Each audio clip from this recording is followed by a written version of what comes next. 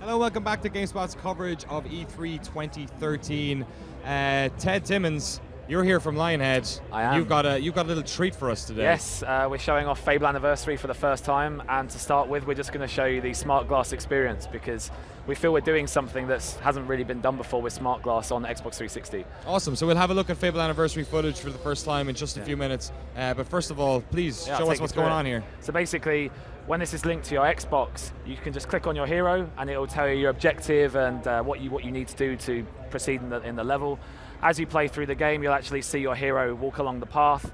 One of the things that I think is really cool about this particular app is that if you click on the camera, it will show you what Fable 1 looked like 10 years ago. Oh, wow. So it's our way of giving that sort of past and present look in the game. And obviously that was a massive success for Halo, but we felt we should do something slightly different and use the power of smart glass to achieve that. And the great thing about smart glass is it's free. You know, anyone with a smart device, whether that's a tablet or a phone, can very easily just download it and play it straight away. So I'll guide you through some of the other stuff. In this particular quest that we're going to show you, there's chests you click on, it actually just tells you what's in it. So it's also part strategy guide. So anyone who's playing at home, I like the idea that they can set up the map just next to them on the side as they're playing through. They can watch their hero run through the quest, and then whenever they feel like they need just that extra bit of information, they can interact with it. So I'll show you the next bit as well. For anyone that's familiar with Fable, of course the demon door is always really, really important. You can click on the demon door. It actually tells you what you need and what requirements to get in. So we're actually working very closely with Prima on this because we appreciate that some people might just not want the spoilers. Yeah, so we're working with them to work out, how is the best way that we can get this experience to players without entirely spoiling it for them. So I'll show you one of the last really cool things in this. If I go to the boss fight, which you'll see shortly with Twin Blade, if you actually look, you can actually see that there's some background story on Twin Blade that you actually don't get in the game. You've got a nice bit of concept art of the actual how he looked in Fable 1. And when we get back to the UK next week, when the show is over, once you've had a couple of days rest, exactly. We really want to implement an actual screenshot tool. Cool. So when we started on Fable Anniversary, one of the things I did was I went back and read all the original forums from 2004. I mean, that's the beauty of the internet; it's always permanent, right? And it's always there. It's also the worst thing about the internet. Exactly. So I went through, read it all, and what was amazing was back in 2004, people were taking photos with a camera, sending the film off to get developed, getting the film back, then scanning the photo in, and then with their 56K uploading it. So yeah, I think it's going to be a really nice feature when we Awesome. get it Well, thank you for showing us the smart glass integration, and I think it's about time we had a look at Fable Anniversary running for the very first time. Yes, this is really exciting for us because we actually haven't shown this off yet. My Twitter feed all week has just been demanding this, so I'm really grateful for you guys sparing the time. Not at all. Thank you very much for bringing it along. So yeah, explain what's going on here in terms of. This is obviously a recreation of the first game. Is this in a graphical sense, mechanically? What have you guys done? It's a full remastering. Obviously, visuals you can see instantly. We've updated absolutely everything: meshes, textures, the whole lot. We've redone all the audio. Russell Shaw, the original composer, is still at Lionhead. He's gone back, remastered everything for surround sound, so it sounds absolutely glorious. Widescreen support. It seems so trivial these days to have widescreen, but back in 2004, it was a pretty big deal. What you can see my colleague here, he's actually opening the chest. He's going to grab a piece of clothing, and now this particular quest was where you first met Teresa. So we felt this was a really appropriate quest to bring to the show because it's a fan favorite. Yeah, Teresa's obviously a major character. The before and after. And to talk about some of the other things, obviously you can still fart, you can still kick chickens, but now it's in full high definition glory.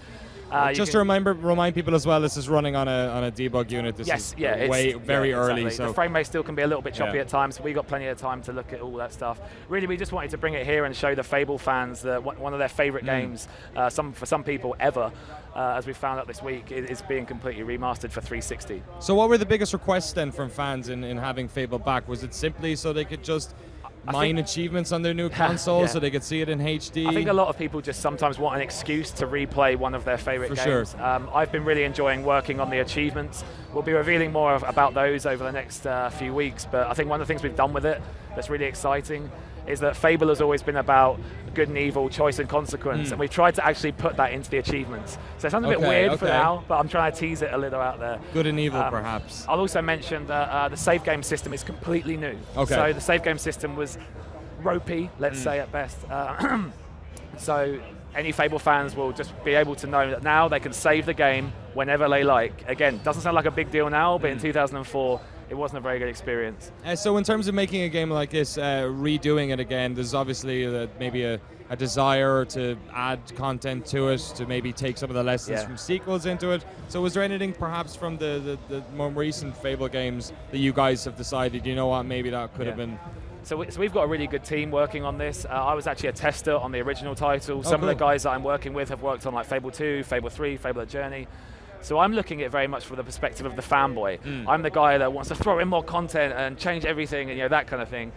But the guys are keeping me grounded. It's like we're walking rather than running, which is very sensible. So you guys trying to stick as close as possible? Yeah, to I mean the things that we are looking at is providing the Fable 2 control scheme as an option. Okay. So we realise that there are people out there that are going to want to play it pure in its old 2004 format. But I'd really like to include the Fable 2 control scheme because I feel we really advanced and we really improved it. And then also we're just looking at everything really. The load times are going to be massively reduced. I mean, when the programmers asked me what the design was for the load screen, my reply was, what load screen? That's how we're looking at these kind of things. I've seen Mr. Molyneux walking around the various booths. Has he had a look at this yet? Has he wandered over? Yeah, he popped over. Obviously, friend of the studio. Obviously, he's no longer with us. But yeah, he popped over, had a play, gave the thumbs up, and then we're back on his way. So. Only seal of approval as well. Yeah.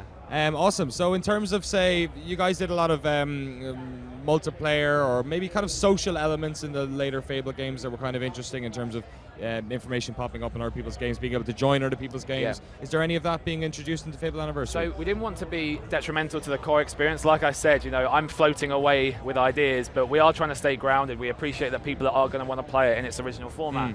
But things like leaderboards provide a really nice additional experience. We're putting in loads of leaderboards. Who can kick chickens the furthest in the world? Who can fart the most? That's an important thing, and so that's where we're investing a lot of our time, is to get that worldwide competition via leaderboards. Was there anything you guys had to do in terms of voice acting then, to maybe recut stuff? Or? We actually wanted to keep it the same. Again, it's that nostalgic memory that people have. I will say that they've all been remastered, so that the compression is a lot less than it used to be. Yeah. But the feedback from the fans has been, don't change the voice acting. We want it to be as it was in 2004. Must be a hard line to tie, because obviously people are a little less forgiving about creating this stuff. The voice acting, obviously, they can remember that person and they want to keep that character. But then when it comes to the graphics, they're like, do whatever you want, just make it look great. Right. Just as long as it looks pretty. Yeah. So our director, who's actually with us here at the moment, he's very much keen to just make the game look as beautiful as possible. And why not? I mean, we're actually running the game through Unreal, so it's allowed us to have a whole new lighting system. We can have materials for the first time. It's actually a really powerful tool for us to use, and I know that the art team are really enjoying using it. Is there any possibility of being able to swap back to the old Fable art style maybe during the game? Yeah, so one of the things that I briefly showed on the Smart Glass was the ability to look at Fable 1 as it used to be, and that's how we really want to maintain this past and present feel, because I love Smart Glass. When I first heard about it, I thought it was an awesome piece of technology, and I love the idea that you can actually click on the screenshot and you can actually hold it side by side. There's no swapping. You can directly compare shot to shot, and I think that's quite a nice little feature. Cool. I'm guessing technically it's probably very difficult. New architecture. And when you think about it, is that a good investment? Because there's so many different things you can invest time in. I mean, personally, I'd rather the game looked better just on its own and stood up on its own, and then we use Smart Glass to utilize all these extra features. I just want to get at least one question in here. The chat is going absolutely crazy. Most people just asking for the player to fart. But can I ask this one? M&M Stranger has asked the very good question: will there be any extra missions or bonus stuff that weren't in the original? That is a really good question, and like I said, I want to float off and add loads of new stuff, but our priority right now is to make the best Fable Anniversary experience we possibly can. When we finish the project in a few months' time, I'd love to look at DLC. One of the great things about Fable Lost Chapters, initially when it was out on the PC in 2005, we had a huge modding community, and so we can actually look back into the past and see, hey, what was a really popular mod? What can we bring to people through the medium of DLC now? So yeah, keep your eyes peeled. I would love to, the team would love to, but we just don't want to lose focus right now. Cool. Well, Ted, thank you so much for bringing Fable Anniversary here.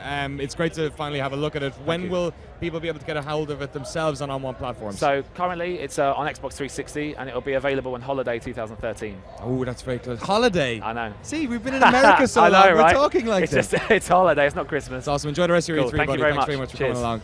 Stage 2 keeps on rolling. We've got loads of great games coming up, including Scribblenauts Unlimited. Or not Scribblenauts Unlimited. That's been out for ages. What am I talking about? Scribblenauts Unmasked. So if you like comic book heroes and you like the Scribblenauts, stick around. We're back in 5 minutes. Awesome.